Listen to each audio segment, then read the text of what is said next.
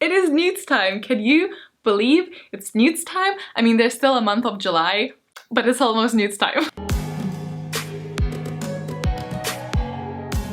Hello, how are you? I hope you're good. I am so excited, I don't know if you can tell. I have a lot to speak about today, but I will try to keep it like relatively brief. So I'm just gonna go and get right into it. If you have just stumbled across this is a second part actually of the Harry Potter Readathon series that I host. The first one is Owls, so the Readathons, the main two parts of the Readathon, are themed around the magical exams that the students take at Hogwarts. So 5th years take the Owls and then proceed to take the N.E.W.T.s for those Owls that they passed in 7th year.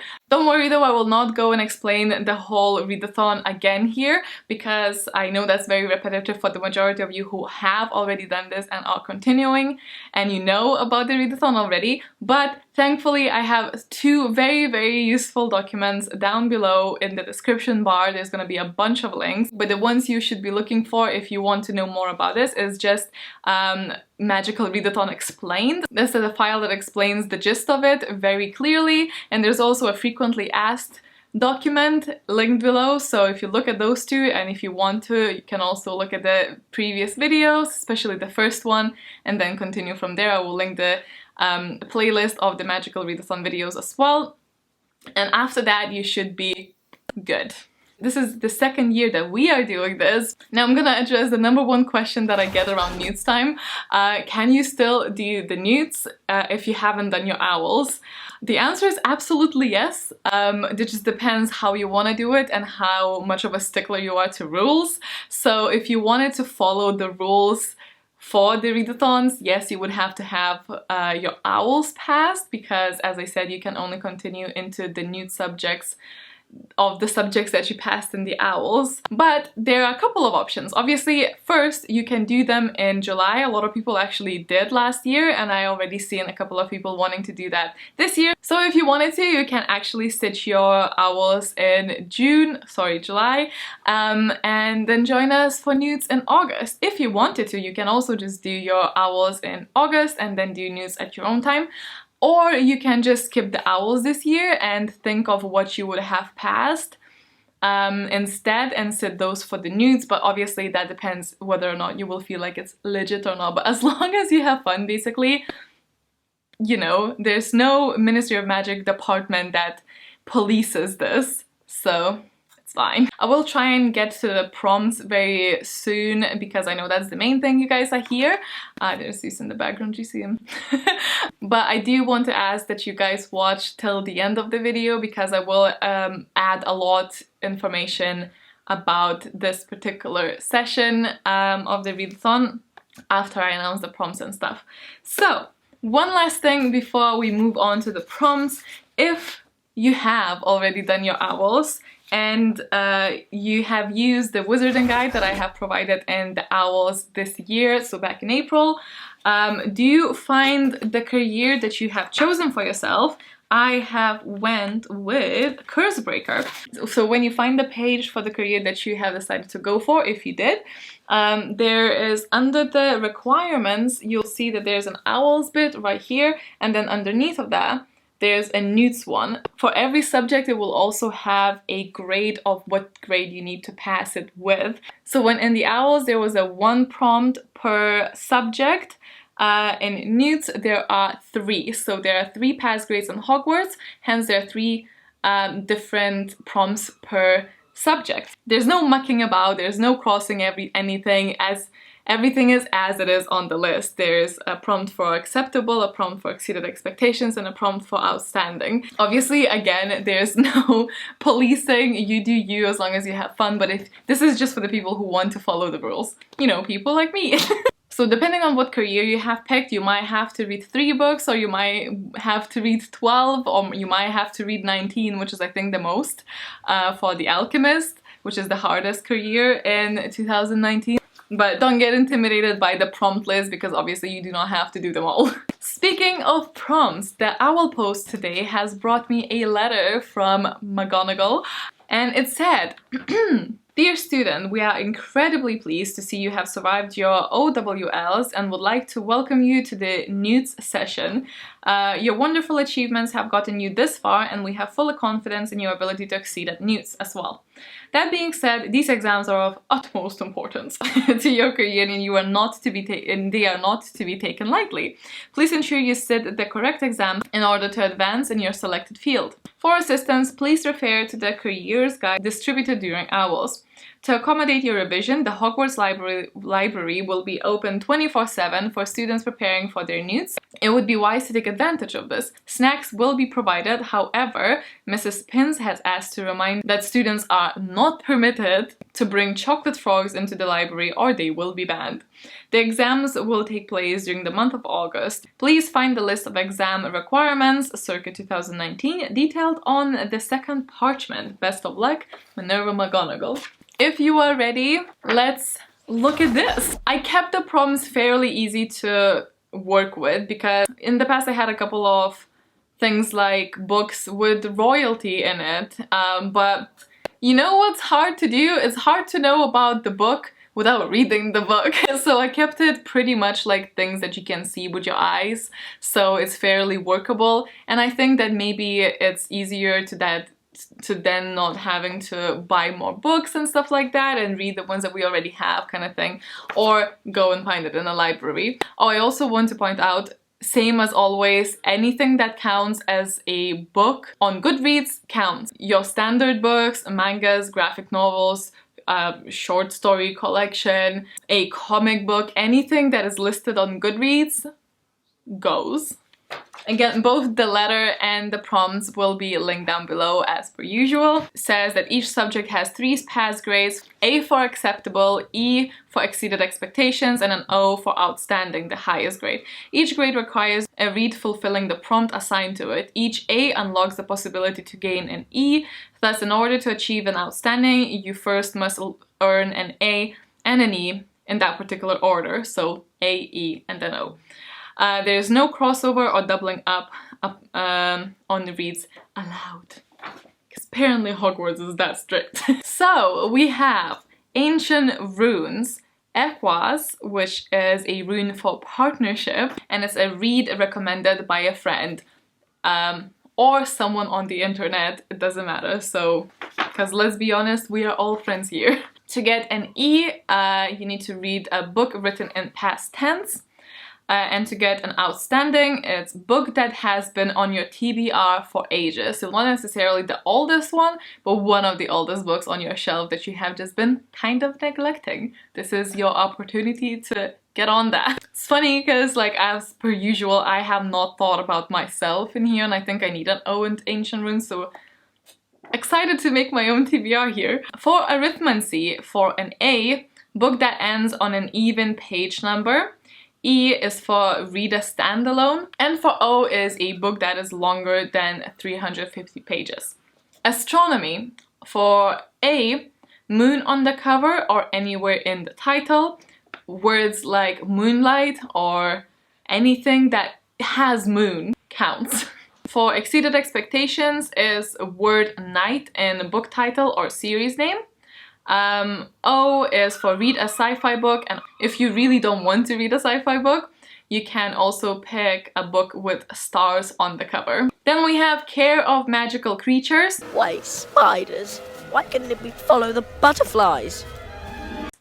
Book title that starts with a letter A for Aragog. There is a theme of second year stuff in here, and I will explain why later.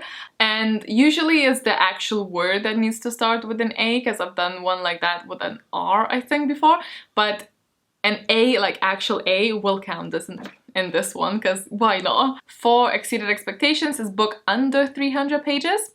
And for outstanding is grab onto Fox Tail. Read a book with a bird on a cover. This one's for Jade. For charms, in order to get an A, you need to read a book that you think has a gorgeous cover. So this one is entirely up to you, super personal opinion, but whatever book you think is the most beautiful cover on your shelf or in a library or in a shop or wherever, read that. For an E is read a comic, graphic novel, or manga. And if you are really not into any of these, then you can read a book under 150 pages. And for an outstanding in charms is spongify, a softening charm. Read a paperback book. Now, defense against the dark arts. For an A, read a book that's black under the desk jacket. Now, for exceeded expectations in defense against the dark arts, I need you guys to take a little moment here. Grab yourself a little pen and a little paper. You'll need to write something down. This is homage for Gilderoy's memory charm, his pride achievement in life. Do you have that pen? Yeah? Good. Now, write down the first book that springs to mind from your TBR. Did you do it? Is it done? Because that's on your TBR now. That the first book that you remember of your TBR is the one that is going to get you an exceeded expectations in defense against the dark arts. For outstanding, spot a Cornish pixie. Nasty little buggers. We can swat it away with a book written by an English author or that is set in England. Divination. For an A, read a white book, so a book with a predominantly white cover. E is read a short story or a collection of short stories. And O is read the last book you bought, took from your library. So the read a short story or collection of short stories might be the only prompt that does not necessarily have to have a Goodreads test pass, you know, so you can read a single short story from a collection of short stories and still count as passed for that exceeded expectations. You don't have to read the whole book of short stories to count on Goodreads. You can just read one story for that one. For herbology, for acceptable, Mandrake, quick, put your headphones on, listen to an audiobook. If you do not like or have access to audiobooks, you can also read a book with green cover instead. For an E, read a book between 350 and 390 pages. For an outstanding, read a book with a flower on the cover. History of magic. For an A, read a fantasy. For an E, read a book that includes a map, which I realize might also be a fantasy. But hey, it's history of magic. For an outstanding, homage for Tom Riddle's diary. Fond memory. Reread a favorite, and if rereads are not your jazz, you can read a classic instead. Muggle studies. For an A, read a book with a cover that includes an actual photo element, so it can be anything. A real person is probably gonna be the most common one, or a real place, like, you know, like a photo of a forest is the cover. Or it can even just be an item like a boot, I don't know. E is for book set in your real world, and an O is for book written by a person of color. For potions, we have acceptable Polyjuice potion, read your friend's favorite book, or family members as well. Or a favorite booktuber, or a book blogger, or a bookstagram, or anyone that you would like to read a favorite book of, basically. E is for house ingredient, book with a cover in your Hogwarts house colors. We just keep it simple: red for Gryffindor, blue for Ravenclaw, yellow for Hufflepuff, and green for Slytherin. For an O, a book that starts with a prologue. And last but not least, we have Transfiguration, which is acceptable to read a book with LGBTQA+ representation of any sorts. E is read a book that's not a first in the series. And to get an outstanding, McGonagall does not mess around. You have to read a book that is over 500 pages. So basically a tome, because that sounds about right. And that, my friends, is it for the prompts. I hope you enjoy them. I hope they're fun. I hope you have a wonderful time creating your TBRs. It's honestly one of my absolute favorite parts. The whole thing. I just love creating my TBR. I can't wait to see what you put in your TBRs, but I also just really hope that you have a lot of fun. So first of all, I think I'm just gonna quickly let you know where we sort of chat and stuff during the actual readathon. So the main platform, surprisingly, is Twitter, because I don't actually use Twitter other than the magical Twitter, because I'm not the biggest fan of Twitter, but it just makes the most sense to use Twitter, and the magical Twitter has become such a positive place that I just adore it. Here, and I'll link it down below. I will be posting some timers in on Instagram, since that has become a feature. It's gonna be like a reminder thing, but sometimes I will post that there as well for people who prefer Instagram, but the main stuff is still gonna be on Twitter. And there's also a Discord group that is basically run by you guys. I basically have nothing to do with it. I pop in there sometimes, show my face, say hello, see how everyone's doing, but that is legitimately run by you amazing guys. So also that is the place where it has a lot of like sub chats and a lot of different Hogwarts rooms, including common rooms, where you basically get sorted into your house and you cannot see the other houses, but you can chat with the people from your own house. So definitely check that out. I will link it below as well, because it is easier, it is a bit more organic to speak there, but it's for the purposes of what we do in general. Twitter is where it's at. Now, during the OWLs in 2019, I have started using a lot of forums. We have read so many things, and it was amazing to see the number of pages grow every time. I will include the actual specific number here, because I don't remember at the top of my head, but that is a mind-boggling number, and it was amazing to see it climb there, and that is insane. It's insane, and I would love to see it again. And that was through a form where you submit whatever you have finished reading, and it calculated everything. So I'm gonna create one for the N.E.W.T.s as well, and we'll see if we're gonna beat the N.E.W.T.s record. That would be pretty cool, but if not, that's also fine.